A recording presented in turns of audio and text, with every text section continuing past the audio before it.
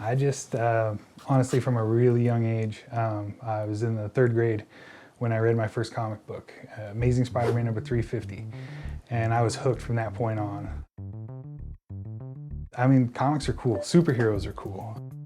Superpowers, all of it, the bright colors, the cool costumes.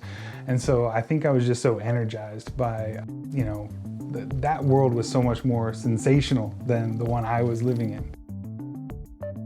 Phil Hester is another cartoonist in Iowa, and he invited me to his studio. And he's done, had like at the time, probably a 20-year career writing and drawing for Marvel and DC Comics. And he saw a lot of potential in the work I was doing. My first gig was a cover of Green Hornet, and just riding that, you know, high of finally doing something that was going to be published in a comic book. Not too long later, we worked on the Justice League. I got to work on my favorite character, Superman, a couple issues of Action Comics, Batman Beyond.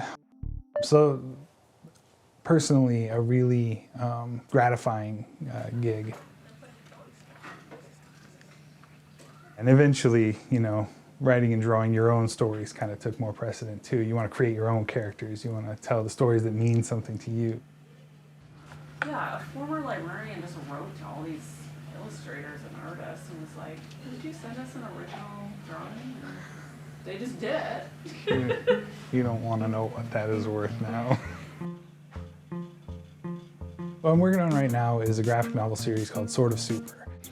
Now, speaking of originals, see, you can tell there's all kinds of pencil lines underneath this stuff. So the genesis of this is I mentioned I wanted to be a comic strip artist. And this started out as a comic strip pitch.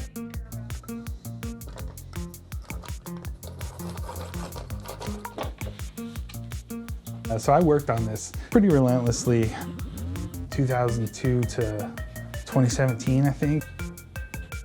I just kind of came to the conclusion that it was just not going to happen.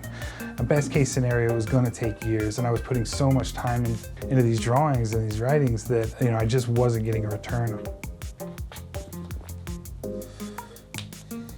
But as it would happen, another friend of mine, Jason Platt, he's another Iowa cartoonist, and but I saw he had a book deal, and he had taken his characters that he was working on as a comic strip and he had made them into a graphic novel. And so I just called him up and I said, "Hey, like, tell me about this. How did this come about?"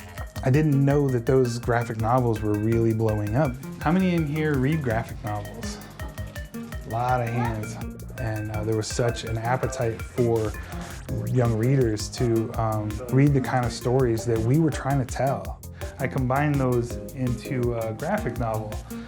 And that graphic novel is Sort of Super. Like I said, it's kind of a mashup of, you know, kind of a love letter to comic books and comic strips, taking all of that humor and whimsy that I really loved about comic strips, kind of mashing that up with all the action, drama, and adventure of comic books. It's about a 11-year-old kid named Wyatt Flynn, who's kind of impulsive, a little bumbling, and he accidentally gets a bunch of superpowers. Wyatt, he wants to go be a superhero. His dad doesn't want him to, but his sister, who's 2 years younger than him, she's super smart, and she is a little more clear-eyed, doesn't see the world in such black and white. So she's like, "No, we can do this. And what Dad doesn't know doesn't hurt him." Fascinating to me, so yeah, it's been great. I kind of felt I knew I was doing something right because I had, you know, just this immediate and such an excitable response. Yeah, it's the sequel to Sort of Super. But kids, you know, they devour these in an afternoon.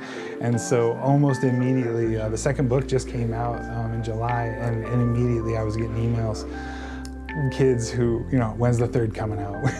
And so it's really gratifying, but I can't make these fast enough. So it's been a really positive response. And I'll just do a quick headshot of my main character, Wyatt. Yeah, just make comics, and it sounds like such a cop-out of an answer. But really, you know, it takes such a long time to get, well, it took me such a long time to get good at it. I'm still learning, and you're always gonna be learning. A lot of kids come up and say that, you know, I have all these ideas, but you know, I'm scared, or I don't, you know, I can't get it to draw them, or they're perfectionists. But honestly, just sitting down, making comics, that's gonna be, you know, your biggest educator, is getting on the page and making those mistakes and finding those victories and just keep going.